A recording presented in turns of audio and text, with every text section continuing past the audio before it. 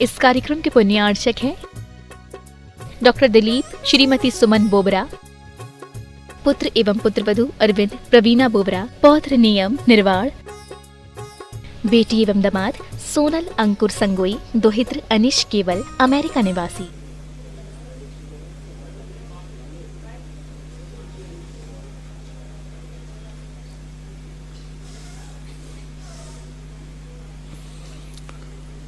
नमो अरिहन्तार्णं नमो सिद्धार्णं नमो आयर्यार्णं नमो वज्रायार्णं नमो लोये सव्यसाहूर्णं। पंच परमेष्टि भगवान की जय। आचार्य श्री गुरुवर कुंद कुंद महाराज की जय। आचार्य श्री गुरुवर विद्यासागर महाराज की जय। परम पूजनीय निर्यापक श्रमण पूज्य श्री सुधा सागर जी महाराज की।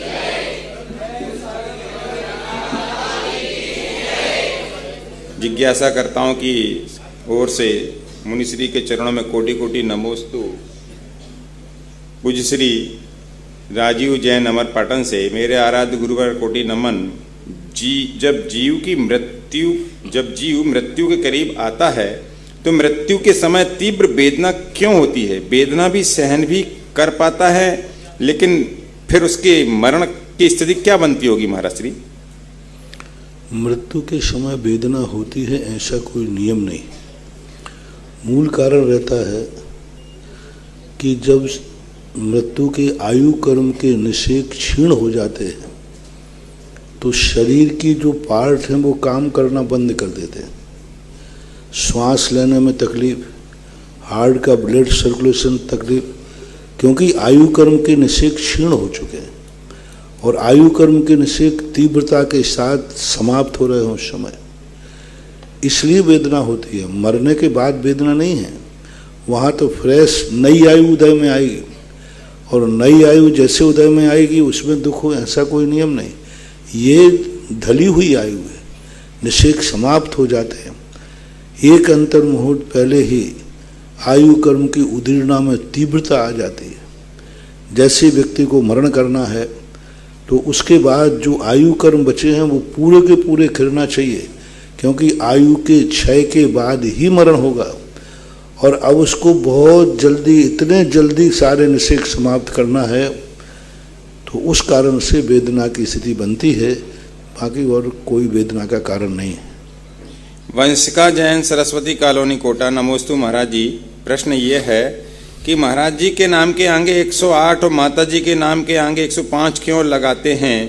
3 गुण कम क्यों हैं? ऐसे कौन से गुण हैं वो कम? अब ऐसा कोई आगम सम्मत बात तो है नहीं। शास्त्रों में मुझे ये संख्या कहीं देखने में नहीं मिली।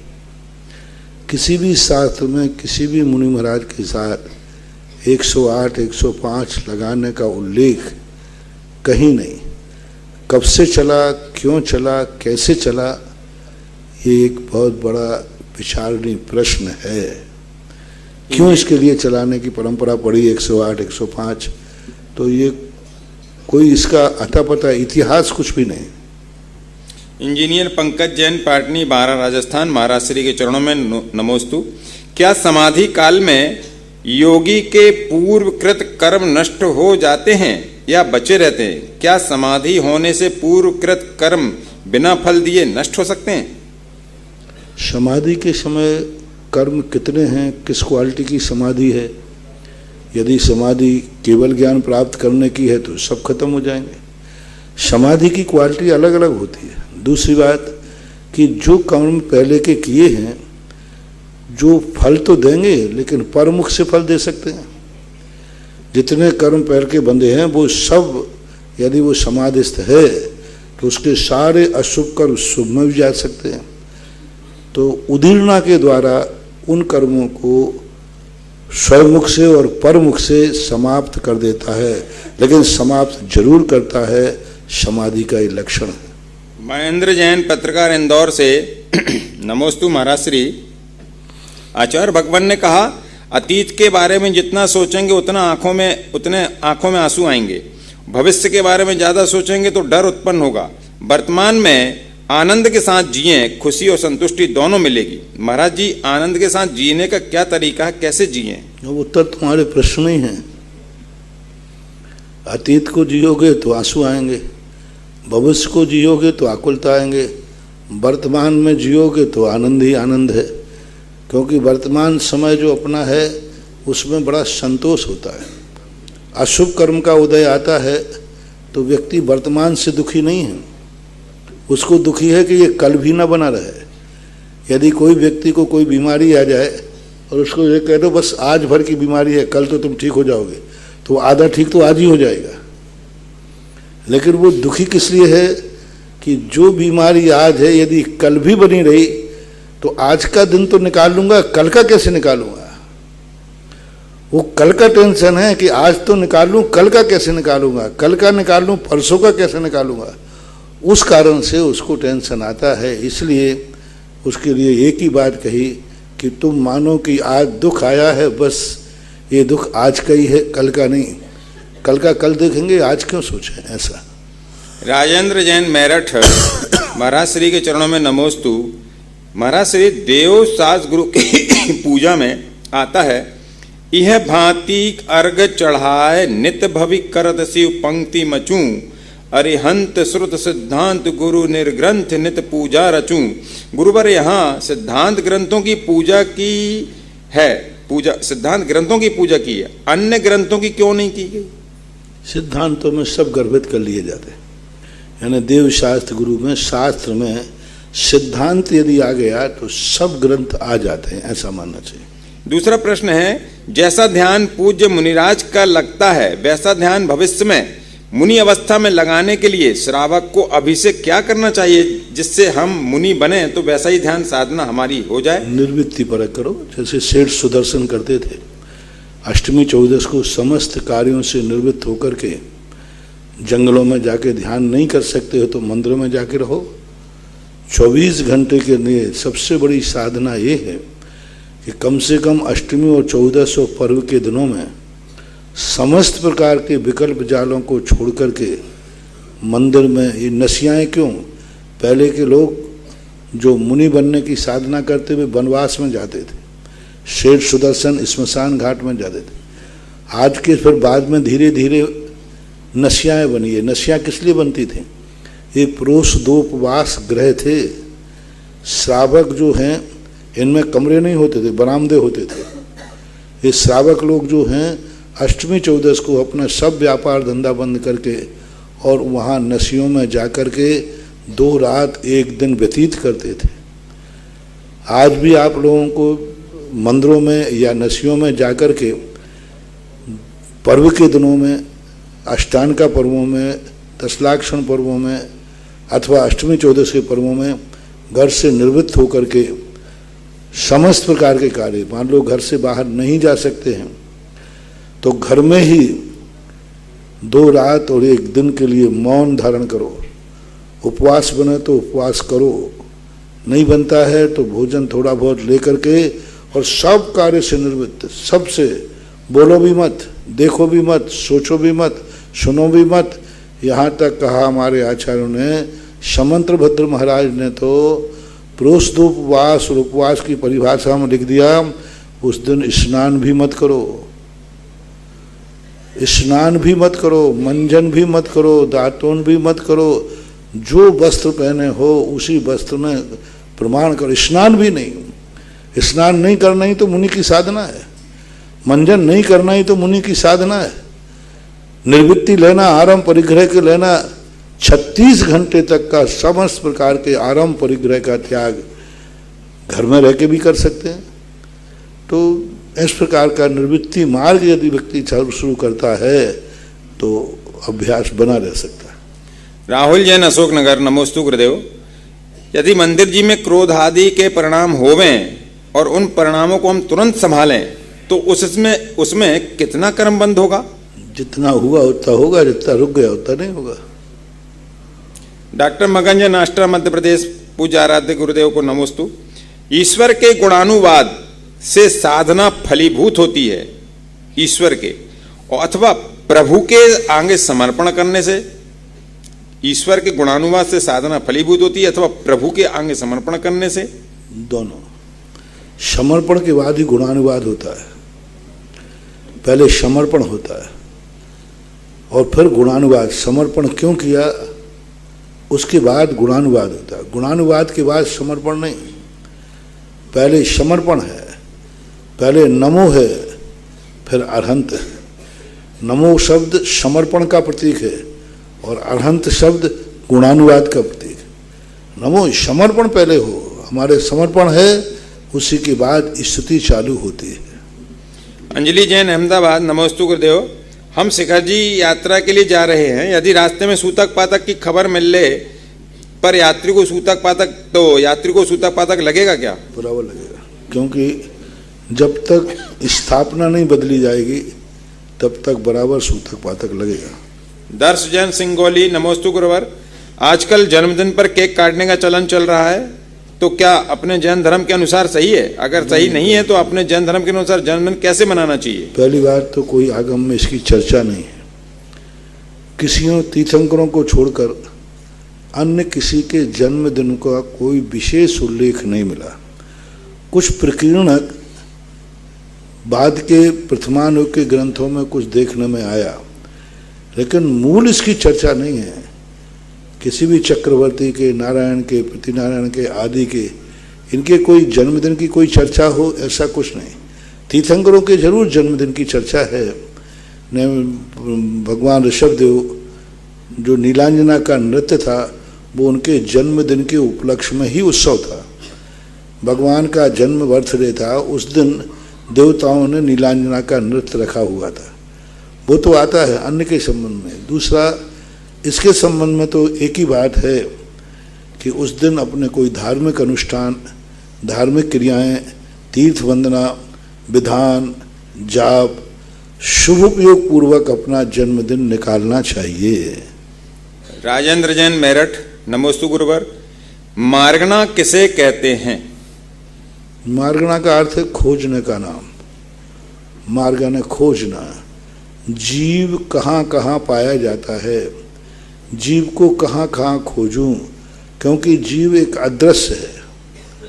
अदृश्य, उसको कहाँ कहाँ पहचानूं कि जीव कहाँ कहाँ रहता है? तो जीव को जहाँ खोजा जाता है, जहाँ जीव रहता है, वहाँ तक पहुँचने के लिए जो उपदेश होता है वो मार्गणा कहलाते हैं। दूसरा प्रश्न है, आपने बताया था कि नीलम सूट कर जाए तो फकीर को राजा बना दे और सूट ना करे तो मिट्टी में मिला दे। गुरुवर, फिर कर्मों का क्या होगा जो इस जीव ने पहले किए थे? उदीर्ण करा देता है। मैंने कहा ना, कर्म को आप मत नकारें, कर्म की उदीर्णा होती है। नीलम कुछ नहीं कर रहा है, नीलम उदीर्णा कर रहा है। जैसे किसी ने कोई एकदम ठंडे कर दे में, तो कूलर से ठंडी नहीं आई, ठंड तो मेरे कर्मों से आएगी, लेकिन कूलर एसी ने हमारे शीत कर्म की उदीर्णा कर देगा। शीत कर्म यानी सर्दी हो जाएगी, तो उसने शीत कर्म की उदीर्णा की। नीलम ने कुछ नहीं किया, नीलम के निमित्त से हमारे शुभ अशुभ कर्म की उदीर्णा हो जाती है, ऐसा मानना चाहिए। तीसरी जिज्ञासा है, महाराज जी, भय संज्ञा 8वें गुण स्थान तक और मैथुन संज्ञा 9वें गुण स्थान तक होती है। गुरुदेव, इन गुण स्थानों में यह संज्ञा कैसे घटित होती हैं? संज्ञा का अर्थ होता है कार्य। दो कार्य देखे जाते हैं। कुछ कार्य हमें कार्य से देखे जाते। कार्य है तो वहाँ कारण जरूर है। कारण को तो हम नहीं पकड़ पा रहे हैं, लेकिन कार्य को पकड़ रहे हैं, क्योंकि वहाँ स्त्री पुरुष और नपुंसक वेद का उदय है, और उस वेद के उदय में जो कर्मों के बंध होते हैं वो बंद हो रहे। तो कर्मों का बंध बता रहा है कि वहाँ कारण है, लेकिन कारण वो इतना सूक्ष्म है कि हम उसको पकड़ नहीं सकते, लेकिन बराबर मैथुन संज्ञा 9वें गुण स्थान तक चलती है। वंशिका जैन कोटा से, नमोस्तु महाराज जी। महाराज श्री, कहा जाता है कि अगर हमने इस पृथ्वी पर मनुष्य जन्म लिया है तो इसके पीछे जरूर कुछ कारण है। तो महाराज जी, मेरा प्रश्न यह है कि हमारे जीवन का उद्देश्य क्या है, यह हम कैसे पता लगा सकते हैं? अपने आप के उद्देश्य को लगाने का मूल तरीका है कि तुम कहाँ जाना चाहते हो, उसमें जाने के पहले उस रास्ते पे कौन गया है। आप कभी दुकान खरीदते हैं किसी की तो सोचते हैं इसके पहले यहाँ किसने दुकान की थी। यदि कोई आप व्यापार करते हैं तो सोचते हैं कि इसको पहले किसने व्यापार किया था, उसका क्या हश्र हुआ, उसका क्या परिणाम हुआ, ये सब जान लेना चाहिए। अपने जीवन में जो लक्ष्य बनाओ, उस लक्ष्य को उसके पहले तुमसे किसने बनाया, उसके जिंदगी के संबंध में समझ लो, फिर आपको निर्णय करने का मौका मिल जाएगा कि आपको क्या करना है। ऐसा एक भी कर्म नहीं है जिस कर्म को तुमसे पहले किसी ने न किया हो, उसका हश्र देख लो। जुआ खेलने वाला किसी ने पहले जुआ खेला है? सबसे बड़ा जुआ युधिष्ठिर ने खेला था। आप उसकी कहानी पढ़ लो, क्या हश्र हुआ। सबके लिए अच्छे बुरे कार्यों में सब में पढ़ लीजिए।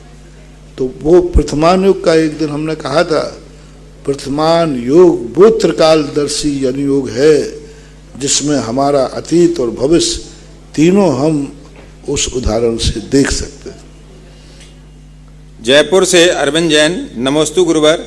पूज्य श्री, किसी ने मंदिर जी में पारसनाथ भगवान को विराजमान करने के लिए चांदी का सिंहासन भेंट किया। हम लोग उसमें हर दिन अलग अलग भगवान को विराजमान करके अभिषेक करते हैं, तो इसमें कोई दोष तो नहीं है? कोई बात नहीं। विजय जैन मुंबई से, मुनिश्री के चरणों में त्रिकाल नमोस्तु। पूज्य श्री, पूर्व में मैंने कुछ ऐसे संकेत किसी वैदिक शास्त्र में पढ़े थे कि लक्ष्मी जी ने ब्राह्मण जाति को श्राप दिया। कलयुग में कोई भी ब्राह्मण ना तो शास्त्रों का मूल अर्थ जान पाएगा, ना ही मंत्र सिद्ध कर पाएगा। इससे ज्ञान के लुप्त होने की आशंका की दुहाई देकर कुछ अपवाद स्थापित हुए।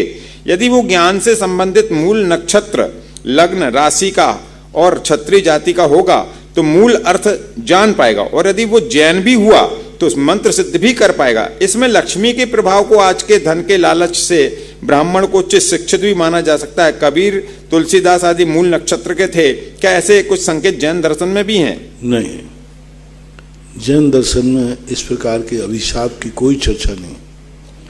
नक्षत्रों की जहाँ तक बात है तो मैंने कहा था, नक्षत्र एक वो थर्मामीटर है जिसके माध्यम से हम अपने शुभ अशुभ का संकेत मिल सकता है, लेकिन किसी का अभिशाप है ऐसा कोई उल्लेख जैनागम में नहीं है। समगदा से आशीष जैन शास्त्री, नमोस्तु गुरुवर। क्या विद्यासागर जी महाराज के पास कोई दिव्य शक्ति है? और महाराज श्री, जो आपने आचार्य श्री जी के ऊपर कविता लिखी है, वह कविता आपके मुखारबिंद से हम लोग सुनने का हम लोगों का कब सौभाग्य जागेगा? कृपया समाधान दें। आचार्य श्री की सबसे बड़ी दिव्य शक्ति यही है, पंचम काल में दिगंबर मुनियों के वो आदर्श हैं, यह सबसे बड़ी दिव्य शक्ति है। सबसे बड़ी दिव्य। इस युग में अपने आप में इस प्रकार का मार्ग खोजना, अंधेरी रात में, और व्यक्ति रास्ते को पहचान जाए कि सही रास्ता यही है, इससे बड़ा और क्या दिव्य शक्ति चाहते हो? अंधेरे में आज केवल ज्ञानी नहीं, निमित्त ज्ञानी नहीं, कुछ नहीं, लेकिन फिर भी अंदर से अनुभूति है सच्चा मार्ग यही था, यही है। अंधेरे में बोल रहा है और स्वयं अंधा भी है, क्योंकि आज हमारे पास अवधि ज्ञान नहीं, मना पर ज्ञान नहीं, मत ज्ञान, अंधे ज्ञान है।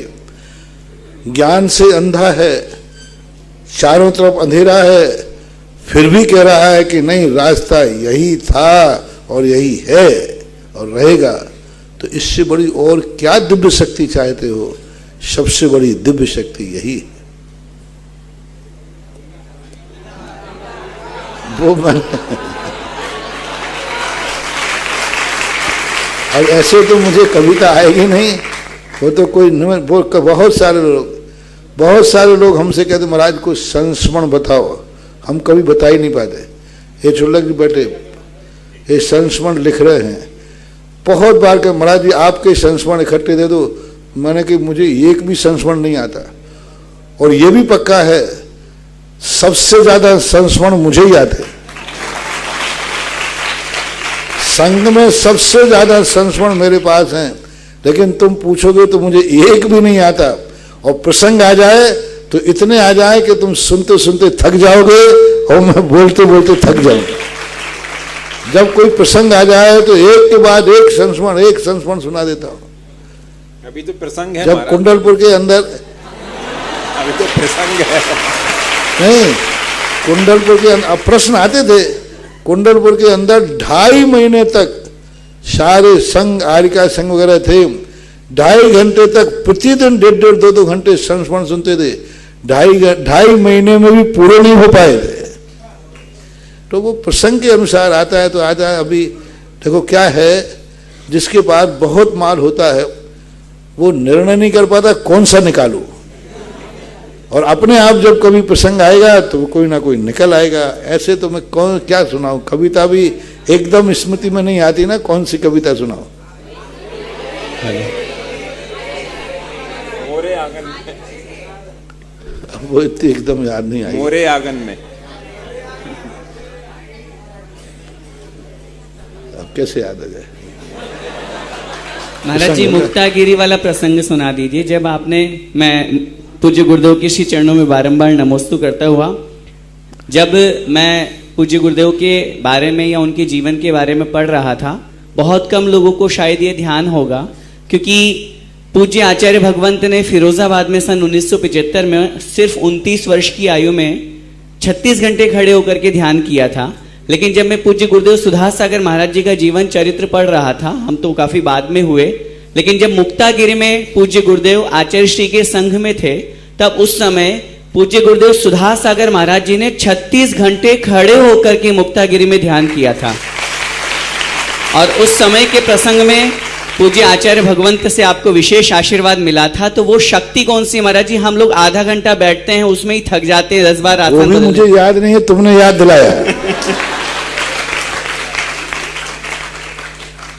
देखो, अतीत की चीजें वो याद रखे जो कंगाल हो। मेरी नई कमाई इतनी है कि पुरानी का कौन हिसाब किताब रखता है। नई इतना ज्यादा है कि नए नहीं संभाल पा रहा हूं, पुराना कौन संभाले। कौन नए इतना चिंतन है कि पुराना चिंतन याद रख के मैं तो सोचता हूं पुराना कल का प्रोशन ही मैं भूल जाऊं तो भूल जाऊं, अच्छा रहता है, नया तो आएगा। तो ये है कि अब कभी स्मृति में आएगा तो कौन सी कविता है तो पूरी कभी एकदम अभी आएगी नहीं।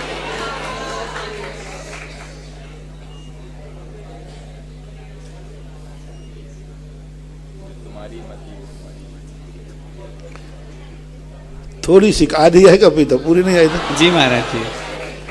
थोबन जी की घटना है। थोबन जी की घटना है शायद 1988 की होगी।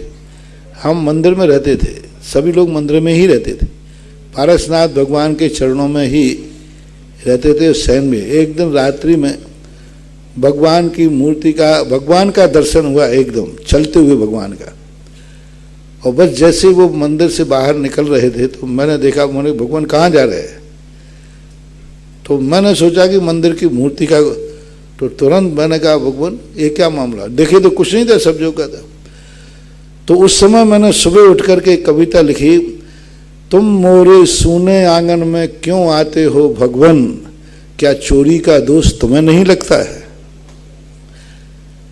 तुम मोरे सूने आंगन में क्यों आते हो भगवन, क्या चोरी का दोष तुम्हें नहीं लगता है। भक्त की भक्ति से प्रसन्न हुए हो तो साकार रूप ले दर्शन क्यों नहीं देते हो, क्या डरते हो।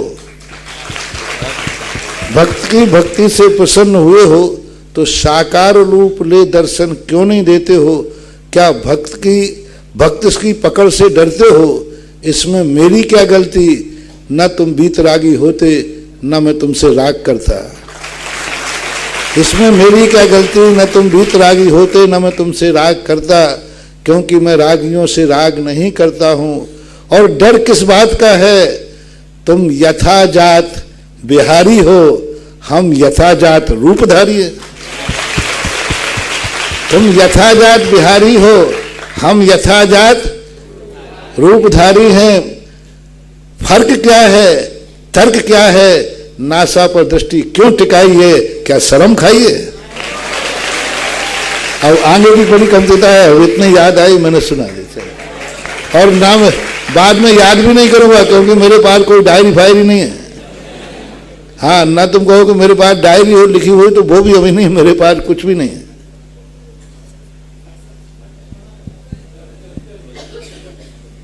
कुंद कुंद भगवान सरीके, कुंद कुंद भगवान सरीके, परंपरा संवाहक हो, त्याग तपस्या में तुम गुरुवर, सतयुग जैसे साधक हो। आगम अनुसारी तव चर्या, आगम अनुसारी तव चर्या, श्रमण संस्कृति कीरत हो। गुरुवर विद्या सागर तुम तो चलते फिरते तीरथ हो, गुरुवर विद्या सागर तुम तो चलते फिरते तीरथ हो। ऐसे महासंत के परम आज्ञानुवर्ती शिष्य, जगत पूज्य वर्तमान के समंत्र भद्राचार्य, आध्यात्मिक संत, परम उपकारी गुरुवर, निर्यापक श्रमण मुनिश्री 108 सुधा सागर जी महाराज के अंतरराष्ट्रीय बहुचर्चित कार्यक्रम जिज्ञासा समाधान को जिनवाणी, सुधा कलश एवं आगम वाणी चैनल के माध्यम से देखने वाले, सुनने वाले एवं सभा में उपस्थित सभी श्रोताओं की ओर से बारंबार नमोस्तु नमोस्तु नमोस्तु। धरती क्या जाने, धरती क्या जाने कि उससे ज्यादा क्षमता मेरे गुरुवर में है। सागर क्या जाने कि उससे ज्यादा क्षमता मेरे गुरुवर में है। और हमारे लिए इससे ज्यादा गौरवपूर्ण बात और क्या है, और हमारे लिए इससे ज्यादा गौरवपूर्ण बात और क्या है कि मेरी पहचान आज सुधा सागर सुता के रूप में है, कि मेरी पहचान आज सुधा सागर सुता के रूप में है। श्री दिगंबर जैन श्रमण संस्कृति संस्थान सांगानेर जयपुर के संस्कृति रजत गौरव महोत्सव के अंतर्गत श्री समयसार जी आध्यात्मिक शिक्षण शिविर का आयोजन किया गया है एवं जिस समयसार के गूढ़ गहन रहस्यों को श्री गुरुमुख से जानने का सुअवसर प्राप्त हो रहा है। विषय कितना भी जटिल हो, परंतु गुरुजी जिसकी तुमसे प्रीत है उसकी हर जंग में जीत है। इसी के साथ आप सभी प्रातः 6:30 पर एवं मध्याह्न मेला में 2:30 से लाइव प्रसारण देख सकते हैं। समयसार जी का लाभ ले सकते हैं। अब जिज्ञासाओं के समाधान के रूप में सुधा का पान करने के लिए मैं सर्वप्रथम जिज्ञासा के लिए आमंत्रित करना चाहती हूँ श्रमण संस्कृति संस्थान के उपप्राचार्य डॉक्टर पंडित श्री किरण प्रकाश जी जैन शास्त्री सांगानेर। तत्पश्चात तैयार रहेंगे श्रमण संस्कृति संस्थान के व्याख्याता पंडित श्री विनोद जी जैन शास्त्री सांगानेर।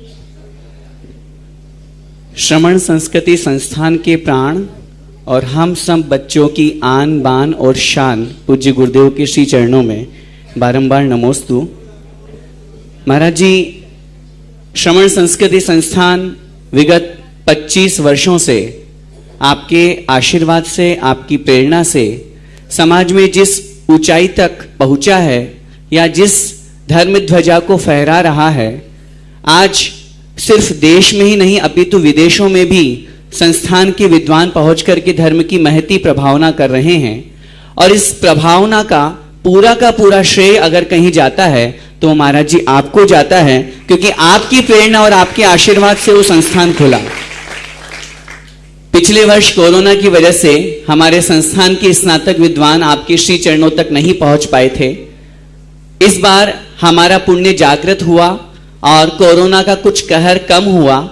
आगामी 30 और 31 अक्टूबर को आपके श्री चरणों के सानिध्य में श्री श्रमण संस्कृति संस्थान के अंतर्गत श्रमण संस्कृति स्नातक परिषद का अधिवेशन एवं सर्वार्थ सिद्धि युवा विद्वत संगोष्ठी अनुशीलन आपके श्री चरणों में आपके सानिध्य में होगी। महाराज जी, सभी स्नातक विद्वानों का आपके श्री चरणों में नमोस्तु करते हुए निवेदन है कि पिछले वर्ष की जो प्यास हमारी अधूरी रह गई थी वो आपके श्री चरणों में इस बार पूरी होगी। और इस बार का ये जो अधिवेशन होगा, सम्मेलन होगा, ये इसीलिए भी महत्वपूर्ण है क्योंकि संस्थान के 25 वर्ष पूर्ण होने पर संस्कृति रजत गौरव महोत्सव आपके श्री चरणों से प्रारंभ होगा, जो अगले वर्ष 2022 तक चलेगा। महाराज जी, जिज्ञासा ये है हम कैसे स्नातक और वर्तमान के छात्र उस संस्थान को और अधिक ऊंचाइयों तक पहुंचा करके धर्म ध्वजा को फहराने में हम अपना सहयोग कर सकते हैं। नमोस्तु महाराज जी। नीति है कि यदि किसी से हमें किंचित मात्र भी उपकार हुआ हो, यदि एक अक्षर का भी ज्ञान मिला हो, कितने अक्षर का? एक अक्षर का भी यदि ज्ञान मिला हो तो उस व्यक्ति, उस उपकार को व्यक्ति को केवल ज्ञान तक नहीं भूलना चाहिए। एक अक्षर का ज्ञान। संस्थान के आप लोगों को तो 5 वर्ष तक ज्ञान मिला है। कल भी मैंने कहा था, सभी स्नातकों से मैं कहना चाहता हूं, काश यदि तुम संस्थान में नहीं होते तो क्या तुम इतने ज्ञानी होते? क्या आज माइक पे खड़े हो सकते थे? क्या आज जब दशलाक्षण पर्व में तुम 20-22 साल की उम्र वाले तखत पे बैठते हो और तुम्हारे दादाजी जैसा पूज्य व्यक्ति नीचे फर्श पे बैठकर तुम्हें सुनता है, क्या ये तखत और वक़्त मिलता? तुम्हारी उम्र क्या है? और सारी पब्लिक जाकर, जनता नीचे बैठती है और आपके वचनों को ऐसे सुनती है जैसे साक्षात जिनेंद्र भगवान की वाणी को तुम प्रचारित कर रहे हो। तो ये जो गौरव तुम्हें मिला, इसका उपकार के 2 तरीके होते हैं। कल भी मैंने कहा था, एक तो संस्थान की जहां तुम्हें मिले, जहां तुम्हें बैठने को मिले, वहां पर उसकी एक चर्चा जरूर होना चाहिए। दशलाक्षण पर्व में संस्थान का सबसे बड़ा उपकार चुकाने का सबसे बड़ा तरीका है, दशलाक्षण पर्व में जिसके लिए संस्थान खोला गया था, संस्थान का मूल उद्देश्य था आपको विद्वान बनाना नहीं, आपको विद्वान बनाना नहीं, आपके कल्याण के लिए तो हम लोग चलते फिरते विद्यालय काफी हैं। आपके कल्याण के लिए तो आचार्य पूज्य गुरुदेव का संघ काफी है। उसके लिए संस्थान खोलने की जरूरत नहीं थी। उसके लिए तो कल्याण के लिए हम लोगों का बहुत बड़ा संघ है। लेकिन संस्थान खोलने का मूल उद्देश्य था कि दशलाक्षण पर्व जैसे पर्वों पर भारत की कोई भी मंदिर की गद्दी खाली न रहे जहां आर्ष परंपरा का शंखनाद न हो। मां दशलाक्षण पर्व के लिए संस्थान खोला गया था। और दशलाक्षण पर्व के साथ जब कोई कार्यक्रम हो तो उसमें कभी कभी कोई चीज को पढ़ने की बात आए तो पढ़ सके। पहले के लोग जब गांव में होते थे, हर गांव में एक पंडित होता था। जब भी गांव की कोई समस्या होती थी, पंचायत कोतवाल नहीं होते थे, सब लोग पंडित जी के पास पहुंच जाते थे और पंडित जी जो कहते थे पूरी समाज मानती थी। तो ये भाव था कि हर गांव में एक पंडित हो। जब भी कोई समस्या हो धार्मिक कोई भी, क्या करें तो कम से कम संस्थान का एक बच्चा हर गांव में एक मिले पंडित, जहां हर गांव की समस्या को वो खुद सुन जाए। यानी अध्यक्ष से भी बड़ा उस गांव का एक विद्वान होना चाहिए। नीति कही है, जो जिस नगर में विद्वान नहीं होता है उस नगर में भूतों का वास होता है, और जिस नगर में विद्वान रहता है उस नगर में देवता भी आकर के वास करते हैं। तो इस प्रकार की जो सोच थी। तो दूसरा, जब दशलाक्षण पर्व में जाते हैं वहां पर जाकर के अपने उपकारों को कहते थको मत। दशलाक्षण पर्व में जब जाएं विद्वान लोग, उस समय थको मत। एक ढंग से अपना प्रस्तुतिकरण करो कि धर्म ही संस्थान है, संस्थान ही धर्म है। अनन्य अभेद कर दो, अभेद कर दो। उनको यह ना लगे कि संस्थान की बात है और संस्थान को यह ना लगे कि यह धर्म की बात है। दोनों को एक ऐसी अनन्य शक्ति बनाओ कि गुणों और गुणी का भेद खत्म होकर के एक ऐसी आगाज की प्रवृत्ति बने। दूसरा, जब जो तुमने अनुभव करते हैं तो साल भर में जो अधिवेशन होता है, ये 2 दिन का अधिवेशन तुम्हारी कृतज्ञता ज्ञापित करने का बहुत बड़ा अवसर दिया जाता है।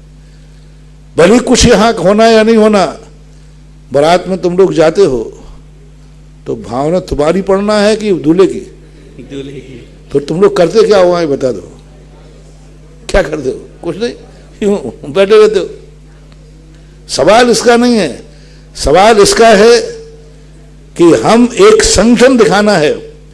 साल भर में सारे जगत को आर्ष परंपरा का संगठन दिखाना है कि हम सब एक हैं और एक मुट्ठी में हैं, और यहां से वो वीणा लेके जाना है कि जो वीणे का संगनाद सारी दुनिया में होता है।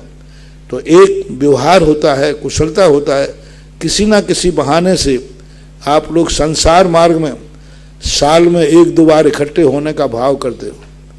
वो बहाना कोई भी कार्यक्रम का, शादी ब्याह का भी हो सकता है, कोई और भी कार्य होता है। इसी प्रकार संस्थान के जितने भी कुटुंबी जन हैं, आप लोग सोचते हो साल में एक बहाने, किसी ना किसी बहाने सारा परिवार इकट्ठा हो। इसी प्रकार ये संस्थान भी एक कुटुंब है जिसकी संख्या हजारों तक पहुंच गई है। तो संस्थान का भी परिणाम होता है, आप लोगों का परिणाम होना चाहिए कि साल भर में एक साथ हम संस्थान के कुटुंबी इकट्ठे होकर के और एक कुटुंब में एक दूसरे को सकुशल था पूछ सकें और एक दूसरे का सहयोग कर सकें, आचार विचारों का आदान प्रदान कर सकें। ये बहुत बड़ा, ये 2 दिन साल भर में आना ये बहुत बड़ी चीज है, तुम्हारी सामान्य चीज मत मानना। जिसने स्नातक होते हैं उनको ये सोचना चाहिए कि हम जिस वंश की शाखा हैं, जिस पेड़ की शाखा हैं, आज हमें उस पेड़ में जाकर के मिलने का मौका मिलता है। 2 दिन के अंदर हमारा एक ऐसा गर्व होना चाहिए कि हम सब कुटुंबी जैसे एक मिलकर के करना, कुछ नहीं, एक मिलकर के बैठना है, कुछ नहीं करना, लेकिन वो मिलने का एक आनंद अलग होता है। इस उद्देश्य को लेकर के ये स्नातक परिषद का या स्नातकों का सम्मेलन करने का प्रयास है। गत वर्ष नहीं हुआ, इस वर्ष है, और इस वर्ष भी बहुत मुश्किल से बाद में जब स्कूल खुलने की घोषणा हुई तब कहीं इसके लिए घोषणा बनाई गई और है 30-31 के दिन। अब देखते हैं 1000 लोगों में कितने कृतज्ञ हैं और कितने कृतज्ञ नहीं हैं। जो आएंगे वो कृतज्ञ हैं और जो नहीं आएंगे उनकी क्या मजबूरी है, वे अपना मजबूरी का जरूर एप्लीकेशन भेजें।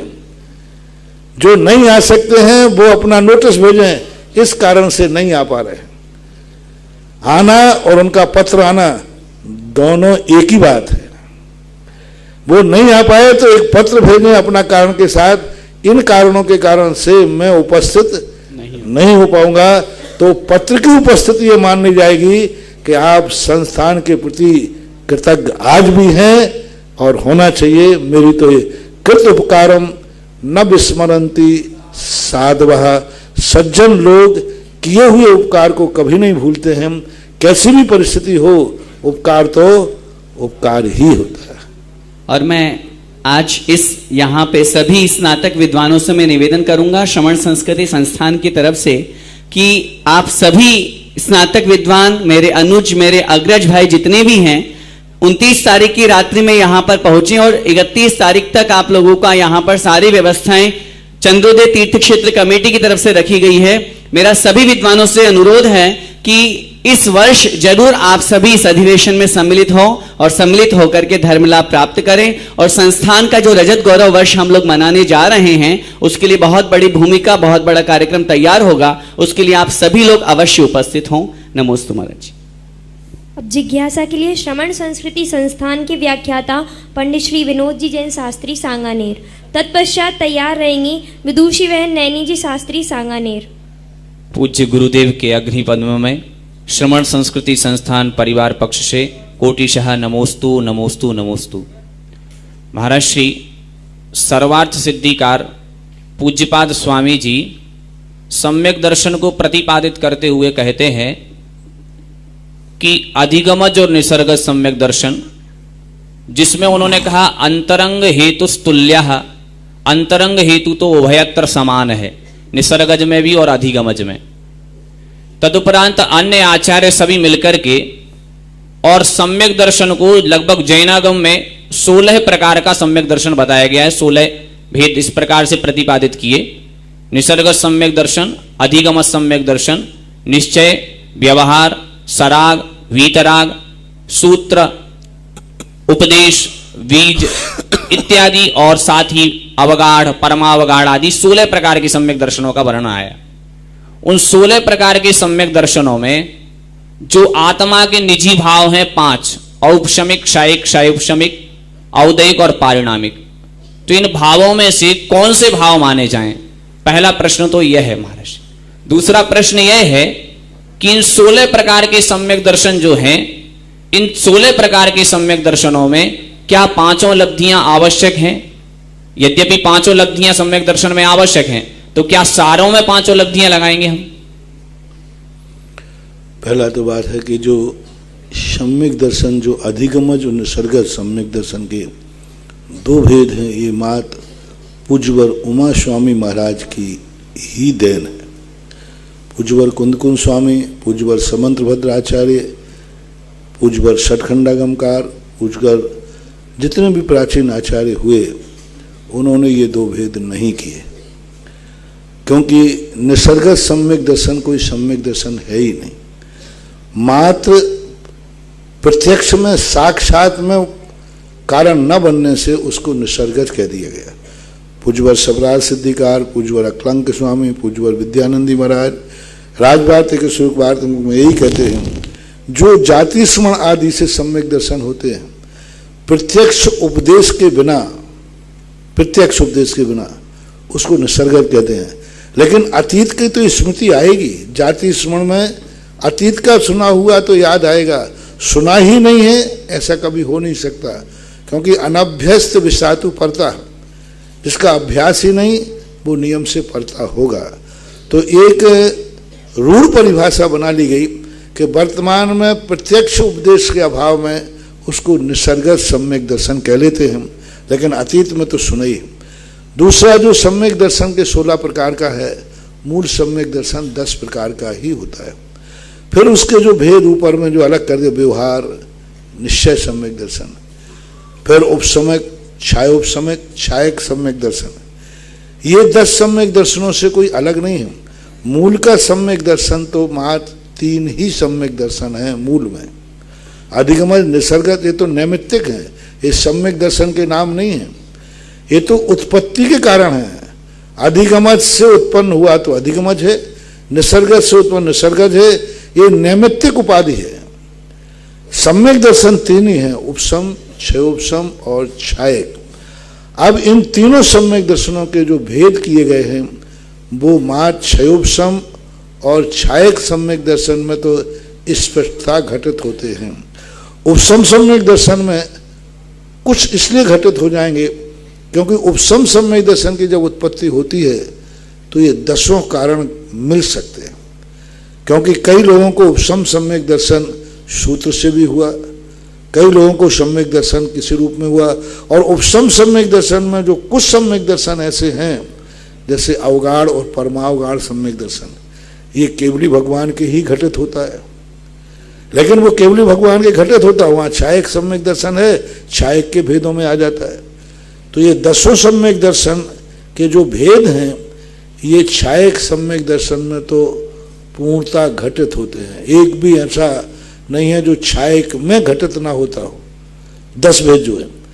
अब क्षयोपसम सम्यक दर्शन में और उपसम सम्यक दर्शन में परमावगाढ़ और अवगाढ़ सम्यक दर्शन, ये 2 घटित नहीं होते हैं, क्योंकि क्षयोपसम सम्यक दर्शन की जो स्थिति है वो 6ठे 7वें गुणस्थान तक ही है। उपसम सम्यक दर्शन का भी 6ठा 7वां गुणस्थान तक ही है, और ये 2 सम्यक दर्शन 13वें 14वें गुणस्थान में होते हैं। तो इस प्रकार की जो व्याख्या पूज्यवर आत्मानुशासनकार पूज्यवर अक्लंक स्वामी राजवार्तिक में जो सम्यक दर्शन के भेद करते हैं, उसको ऐसे लगाना चाहिए। रही बात 5 लब्धियों की, तो 5 लब्धियां सभी सम्यक दर्शन जितने हैं, सप्तम गुणस्थान तक होने वाले, सप्तम गुणस्थान तक होने वाले जितने सम्यक दर्शन हैं, वे सभी सम्यक दर्शन उपसम सम्यक दर्शन का रूप ले सकते हैं। तो इनमें उपसम सम्यक दर्शन के लिए ही 5 लब्धियां चाहिए, क्षयोपसम और छायक के लिए नहीं।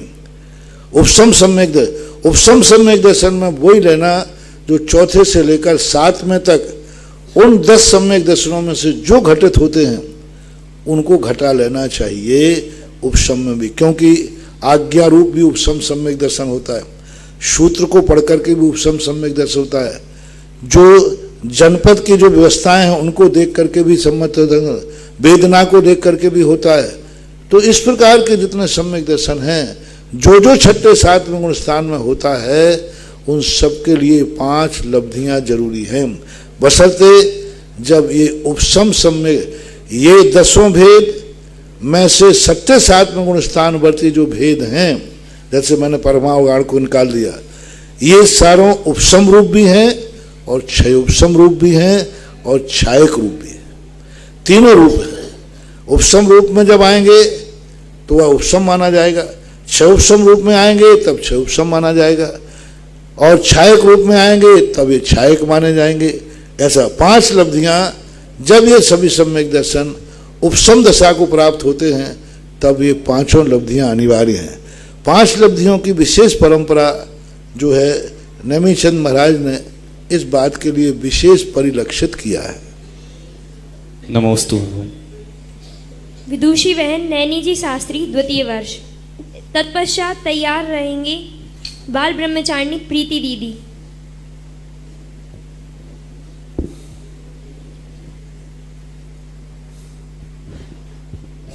मेरे आराध्य गुरुवर के चरणों में त्रैवार नमोस्तु नमोस्तु नमोस्तु। गुरुवर, मेरी जिज्ञासा है कि सर्वार्थ सिद्धि के अनुसार उपशांत 8वें गुण स्थान से 11वें गुण स्थान तक में उपशामकों की संख्या 304 होती है, लेकिन सिर्फ 299 ही क्यों गिने जाते हैं, बाकी के 5 क्यों नहीं?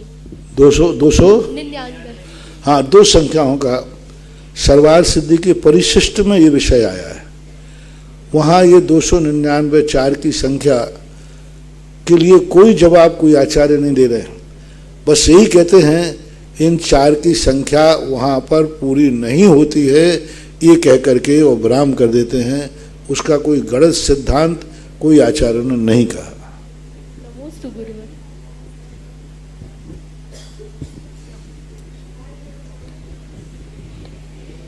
मुनि श्री को त्रिवार नमोस्तु नमोस्तु नमोस्तु।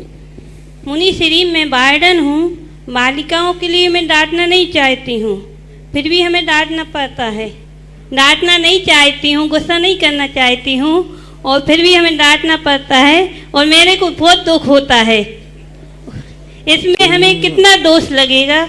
तुम नहीं डांटोगी तो महान दोष लगेगा।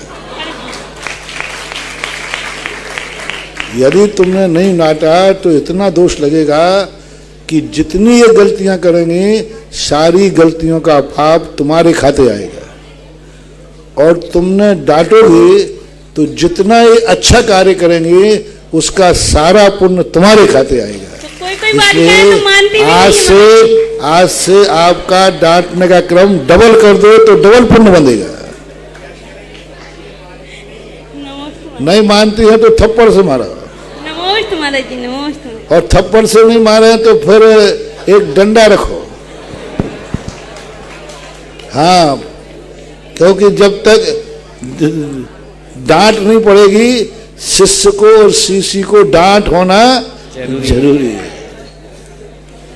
श्री आदिनाथ दिगंबर जैन अक्षय तीर्थ क्षेत्र, चंद्रोदय तीर्थ क्षेत्र चांदखेड़ी के भूगर्भ में विराजमान अतिशयकारी बड़े बाबा श्री आदिनाथ भगवान के पूज्य गुरुदेव के सानिध्य में आज दिनांक 26 अक्टूबर को शांति धारा करने का सौभाग्य एक कलश 51 श्रीफल के माध्यम से श्रीमती मनोरमा जैन, चेतन जी, चेतन हलवाई, अनीता, सिद्धार्थ, आस्था, सोनालिका जैन सपरिवार दादावाड़ी कोटा ने प्राप्त किया, और साथ में ही एक कलश 51 श्रीफल के साथ में ही श्रीमान जयप्रकाश जी, पवन कुमार जी, अक्षत जी, शिव सुंदरी जी, सीमा जी, आरुषि, अदिति, दिव्या जैन समस्त परिवार हापुड़ उत्तर प्रदेश ने सौभाग्य प्राप्त किया। दोनों परिवार का एक बार जोरदार करतल ध्वनि से आज के पुण्यार्जन का सौभाग्य करते हैं।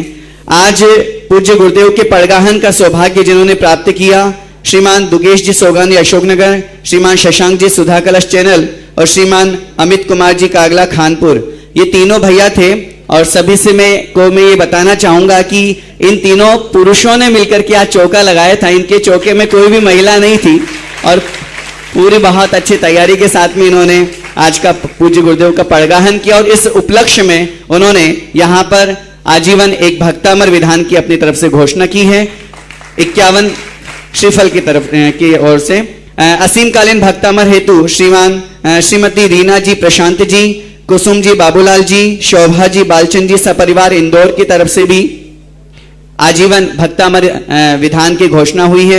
साथ में ही पूज्य गुरुदेव के आशीर्वाद से और एक बहुत बड़ा विस्तार का कार्यक्रम, भूगर्भ विस्तार का, जहां बैठ करके सैकड़ों की संख्या में लोग बड़े बाबा के दर्शन कर सके, पूजन कर सके, ऐसी भावना के साथ में वो जो कार्यक्रम चल रहा है उसमें 5 शिला के माध्यम से जिन्होंने पुण्यार्जन किया है, श्रीमान सुरेंद्र कुमार जी, मधु जी, रौनक जी, चांदनी जी, पूर्विका चांदवाड़, नयापुरा कोटा परिवार, साथ में ही श्रीमान पदम कुमार जी, मनीष कुमार जी, हितांश छाबड़ा परिवार, संतोष कुमार जी, क्षमा जी, नीलेश कुमार जी आदि समस्त, लोकेश कुमार जी, चिन्मय, लिशा, चेतन समस्त छाबड़ा परिवार निवासी खंडवा, इन्होंने भी 5 शिला के माध्यम से यहाँ पर सौभाग्य प्राप्ति किया है। 2 शिला प्रदान भूगर्भ में विराजमान करने का सौभाग्य श्रीमान राकेश कुमार जी, नीता जी, इंदौर परिवार की तरफ से। 1 शिला साहू श्री नलिनी जी, नंद कुमार जी, गौरे, बोईसर, मुंबई सपरिवार की तरफ से। साथ में ही 5 शिला के माध्यम से फतेहलाल जी, इंदर कुमार जी, महेश कुमार जी, अशोक कुमार जी, राजेंद्र कुमार जी, अशोका इलेक्ट्रिक जयपुर परिवार की तरफ से 5 शिला की राशि यहाँ पर प्रदान की गई है। साथ में ही फतेहलाल जी, सुंदर कुमार जी, जो अशोका इलेक्ट्रिक जयपुर परिवार है, इन्होंने सांगानेर श्रमण संस्कृति संस्थान में एक बालिका को गोद लेकर के एक कलश के माध्यम से यहाँ पर पुण्यार्जन किया है। मैं ऑनलाइन उपस्थित सभी महानुभावों से जो जिज्ञासा समाधान सुन रहे हैं और ऑफलाइन भी जो यहाँ बैठे हुए हैं, उनसे मैं निवेदन करूंगा कि वे भी चंद्रोदय तीर्थ क्षेत्र में भूगर्भ का इतना बहुत बड़ा कार्यक्रम यहाँ पर हो रहा है और परसों के दिन 28 तारीख को प्रातः काल की शुभ बेला में आदिनाथ भगवान की चरण छाया में, छत्र छाया में, पूज्य गुरुदेव के सानिध्य में उस भूगर्भ के विस्तार के अंतर्गत शिलान्यास किया जाएगा। अब समय बहुत कम है। जो भी उस भूगर्भ में अपनी तरफ से शिला विराजमान करना चाहते हैं, 1 शिला की राशि मात्र 5100 रुपए और 5 शिला की राशि मात्र 21,000 रुपए रखी गई है। आप अपनी चंचला लक्ष्मी का सदुपयोग करते हुए आपकी राशि के माध्यम से जहां सैकड़ों, हजारों, लाखों लोग बैठ करके बड़े बाबा की आराधना करेंगे, तो वो पुण्यार्जन जब तक रहेगा, छठा भाग आप लोगों को मिलता रहेगा। मेरा सभी लोगों से आह्वान है, शिला के माध्यम से उस भूगर्भ के विस्तार में अपना सहयोग अवश्य दें। अगली जिज्ञासा के लिए वापस विद्वान भैया नमन जी शास्त्री, सांगानेर। गुरुदेव के चरणों में बारंबार नमोस्तु। महाराज जी, मेरा प्रश्न है, भोग भूमि में ओलावृष्टि अग्नि नहीं होती परंतु पंच स्थावर होते हैं, तो इनमें अपन अग्निकाय कैसे घटित करें? अग्निकाय निरंतर जीवों के घर्षण होता रहता है पुद्गलों में, तो अग्निकाय उत्पन्न होते रहते हैं और मरते रहते हैं, क्योंकि पंच स्थावर तो पूरे 3 लोक में ठठासर भरे हैं। अब वो अग्निकाय की अवगाहना जो है, ये जो अग्नि अपन को दिखती है, ये तो बहुत बड़े अनेक जीवों का पिंड है। पृथ्वी काय जो दिखते हैं चट्टान, ये अनेक जीवों, पृथ्वी काय भी एक जीव। अब इस कमरे के अंदर पृथ्वी काय जीव असंख्यात भरे हैं, ठसा ठस, ये उंगली को भी दिखा देंगे इतने जीव भरे हैं। कहाँ दिख रहे? जलकाय जीव इस पूरे हाल में ठसा ठस भरे हैं। जल का है, कहाँ दिख रहा? अपना हाथ गीला कहाँ हो रहा है? वायु का है तो फिर भी दिख रहा है, ठीक है, वायु का है तो चल रहे हैं। जल और पृथ्वी जैसे इस हाल में भरे, वनस्पति काय भरे, पूरे में वनस्पति काय जीव भरे हैं, कहाँ दिख रहे? इसी प्रकार अग्नि काय जो यहाँ हवाएं चल, जो इसमें निरंतर 3 लोक में घर्षण होता रहता है और उनके माध्यम से जो बिजली का उत्पन्न होता है, अंगुल के असंख्यात में भाग प्रमाण उच्चाटन होता है, वो हमारे आँखों का विषय नहीं बनता है, लेकिन निरंतर होता रहता है। तो अग्निकाय भी भोग भूमि में भी रहते हैं, लेकिन वो देखने में नहीं आते, ऐसा मानना चाहिए। नमोस्तु महाराज। विदुषी बहन वर्षा जी शास्त्री, द्वितीय वर्ष। गुरुदेव के चरणों में त्रैवार नमोस्तु नमोस्तु नमोस्तु। गुरुदेव, हमने समय सार जी में अध्ययन किया कि आत्मा ना तो कर्म का करता है और ना ही स्वभाव का भोगता, तो फिर सिद्धों में उत्पाद व्यय द्रव्य कैसे होता है? उसी में तुमने उसी में नहीं पढ़ा ना, आत्मा ही करता और भोगता है। जो आत्मा को अकर्ता मानता है वो तो उसके लिए तो मिथ्या दृष्टि का है, उस श्रवण के लिए तो कहा है कि जो आत्मा को अकर्ता मानता है और अभोक्ता मानता है तो वह मिथ्या दृष्टि है, मिथ्या स्वभावी है, वो सांख्यमती है। तो हमारे यहाँ एक अपेक्षा से जब वस्तु के स्वभाव की अपेक्षा देखा जाए तो कोई एक दूसरे के स्वभाव का कर्ता नहीं है, एक दूसरे की पर्याय, लेकिन निमित्त नैमित्तिक तो करता है ही। उत्पाद व्यय ध्रुव जो होता रहता है यह स्वाभाविक भी है, अपने आप उत्पाद व्यय ध्रुव हो रहा है, ठीक है, पर की जरूरत क्या पड़ी है? दूसरे व्यक्ति का कर्ता भोक्ता होने की जरूरत ही नहीं, अपने आप में भी उत्पाद व्यय ध्रुव होता रहता है। जैसे सिद्ध भगवान में अपने आप स्वयं के अविभागी प्रतिषेध पर्याय निकलती रहती हैं, इन्हें स्वभाव अर्थ पर्याय कहते हैं। विभाव अर्थ पर्याय नैमित्तिक होती है, किसी ना किसी निमित्त से निकलती हैं, और स्वभाव पर्याय पारिणामिक होती हैं जो निरंतर चलती रहती हैं।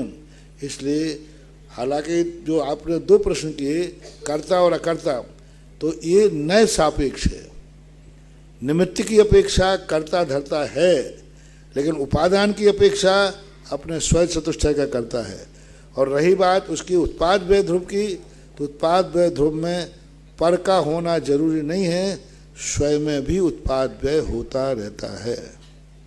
विद्वान भैया अनिमेश जी शास्त्री द्वितीय वर्ष, तत्पश्चात तैयार रहेंगे विदुषी बहन प्रेरणा जी शास्त्री प्रथम वर्ष। मेरे आराध्य गुरुदेव के चरणों में मेरा बारंबार नमोस्तु। हे गुरुवर, मेरी ये जिज्ञासा है कि 24 तीर्थंकर में से 20 तीर्थंकर सम्यक शिखर जिसे निर्वाण को प्राप्त हुए हैं एवं 4 अन्य तीर्थंकर अन्य स्थान से मोक्ष को गए हैं। अन्य देश भी हुए हैं जैसे यूएसए, यूरोप, इटली, फ्रांस आदि। इनमें भी मोक्ष का वर्णन आता है, इनमें भी जैन जो होते हैं या होते हैं, यहाँ से भी क्या आगम में ऐसा प्रमाणित है कि यहाँ से भी किसी को मोक्ष हुआ है? कृपया जिज्ञासा का समाधान नहीं है। आगम की स्थितियाँ तो आर्य खंड से ही हैं, और गंगा और सिंधु नदी को यदि अपन यही मानते हैं तो आर्य खंड इतना ही है जितना कि अभी मोक्ष का स्थान है। विदेश आदि उसमें नहीं आना चाहिए।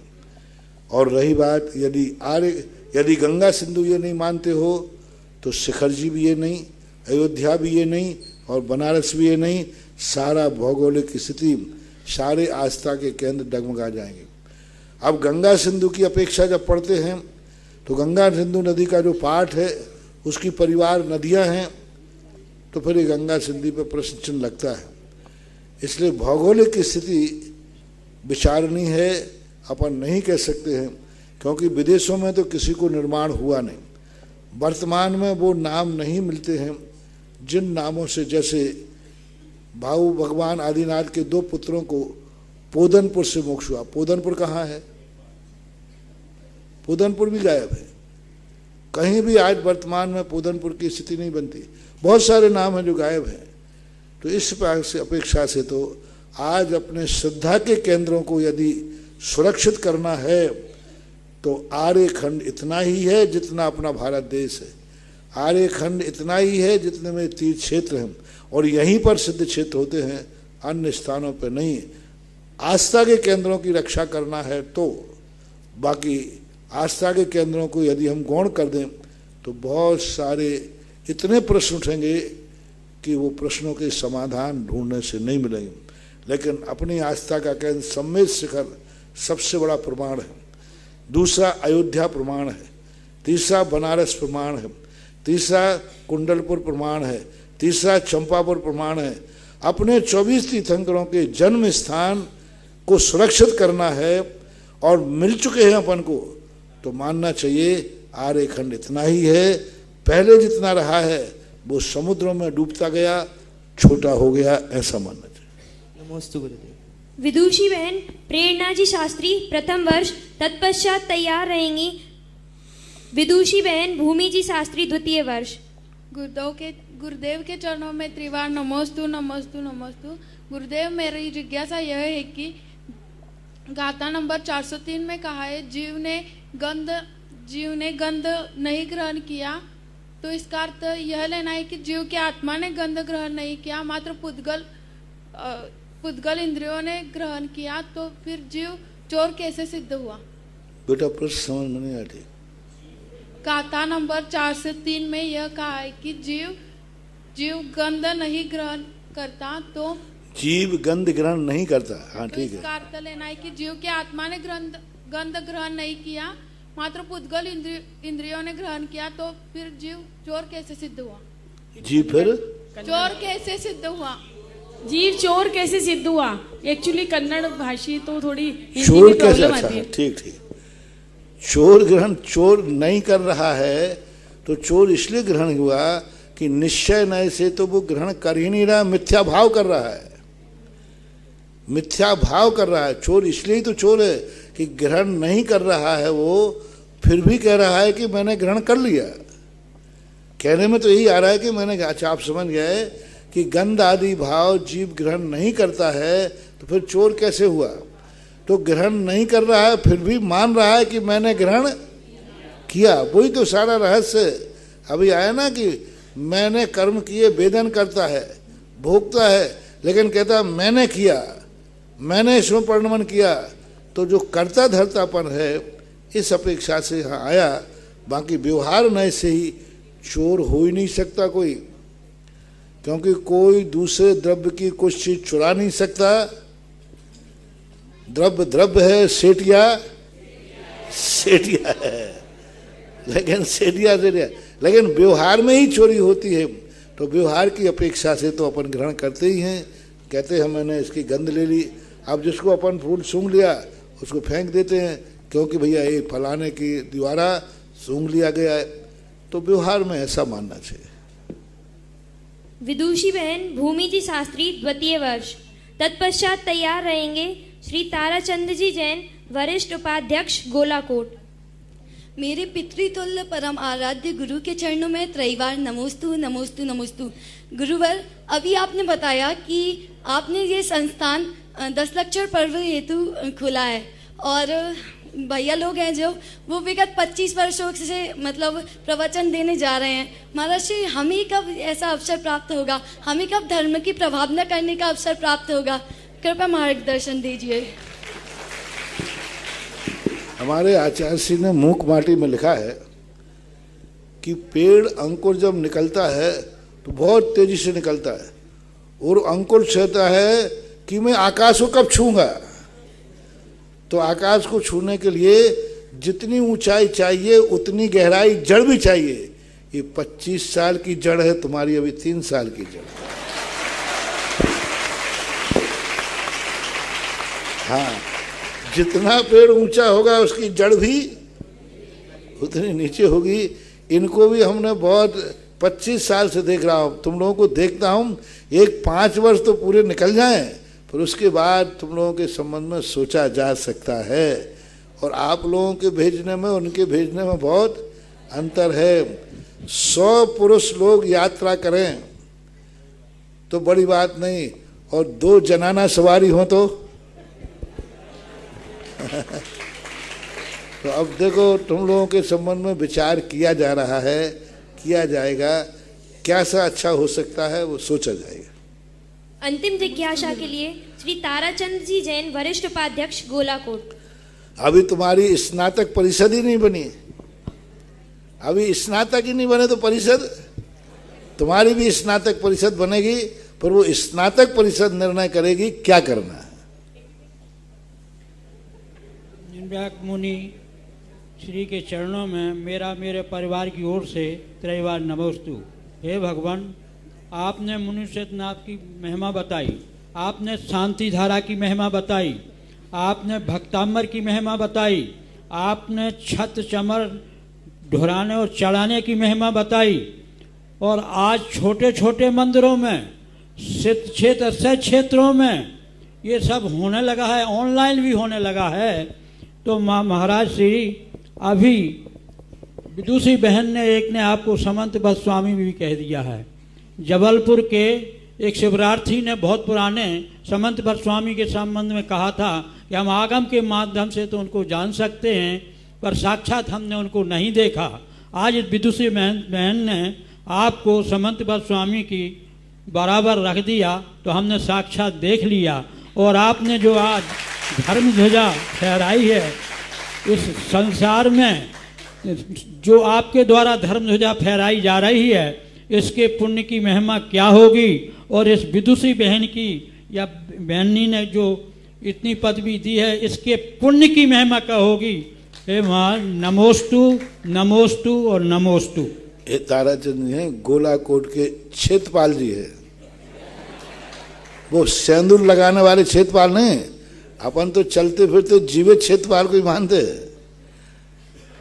गोलाकोट तीर्थ क्षेत्र हमारे पहुंचने के पहले भी ये लोगों ने दम लगाई है और सुरक्षित किया, तो बहुत अच्छा।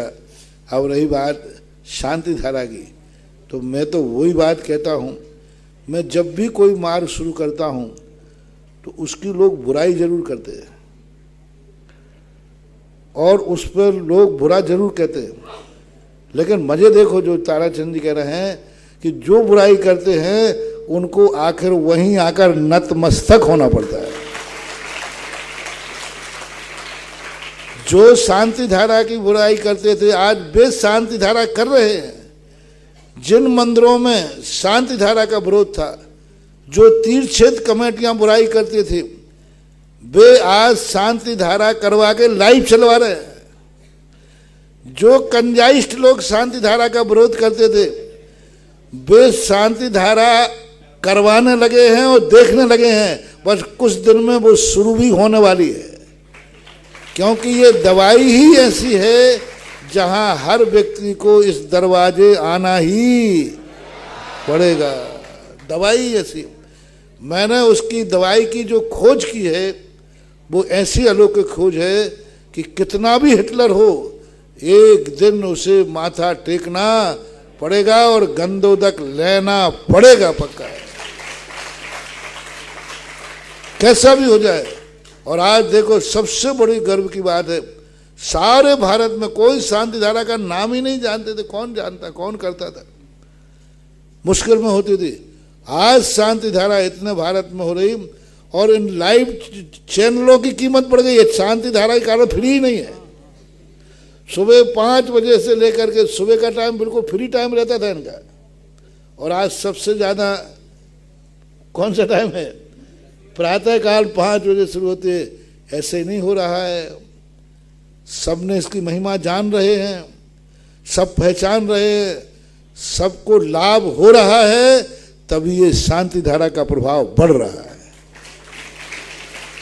मैंने कहा ना, ऐसा व्यक्ति शांति धारा, कट्टर बुराई करने वाला, मेरे मुंह पर बुराई करने वाला, शांति धारा के सब बेकार है, मिथ्यात है, उसने आकर के शांति धारा की बोली ली।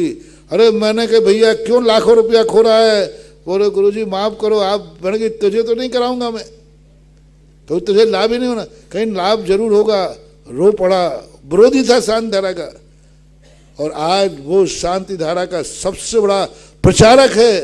जो उसको लाभ मिला शांति धारा का, वो 50 लोगों से कह दिया कि भाई जिंदगी में कभी भूल करके शांति धारा की बुराई नहीं करना, अन्यथा एक दिन ऐसी ठोकर खाओगे कि वो शांति धारा ही तुम्हें बचाएगी।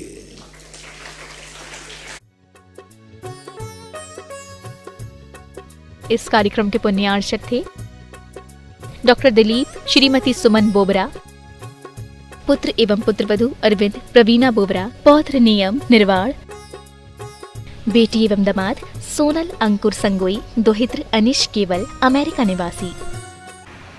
जब मेरा आमा के अंदर छत्रवास हुआ, वहाँ पहले भी, वहाँ का पूरी पहाड़ी में इतनी एनर्जी है, इतनी एनर्जी है कि इतनी एनर्जी मैंने बड़े बड़े सिद्ध क्षेत्रों में भी नहीं देखी, जितनी एनर्जी उस पहाड़ी के अंदर है। और पहाड़ के अंदर ऐसा आमा है, टोंक जिले में सुदर्शनोदय तीर्थ क्षेत्र, शरौली मोड़ से अंदर 13 किलोमीटर अंदर पड़ता है, बिल्कुल अंदर है वो, उसी टेकड़ी के अंदर। उसके अंदर ऐसा ज़्यादा अपने पावरफुल एनर्जी है कि बहुत गजब।